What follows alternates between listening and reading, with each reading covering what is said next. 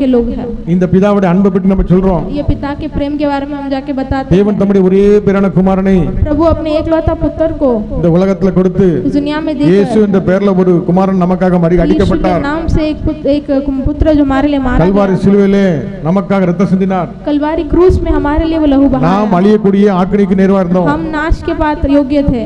நம்ம அழிவிலிருந்து மீட்க, हमें नाश से दंड से என்னை बचाने மீட்க, के लिए, हमें बचाने के தன்னையே लिए ஜீவ பலியாக ஒப்பு கொடுத்தார். खुद को ही जीवन का बलि दिया है। பிதாவாகிய தேவன் पिता परमेश्वर குமாரனாக வெளிப்பட்டு पुत्र बनकर प्रकट हुआ। நமக்காக இவ்வளவு பெரிய அன்பை हमारे செலுத்தினபடியால் लिए इतना बड़ा प्रेम किया है। அந்த உண்மை அறிந்தவர்கள் எப்படி இருப்பாங்க? वो सच्चाई को जो जानते हैं वो कैसे रहते हैं? எப்படி இருப்பாங்க? कैसे रहते हैं? உலகம் எல்லாம் மாயையா, உலகம் எல்லாம் மாயையா, உன் அன்பு ஒன்றே போதுமையா.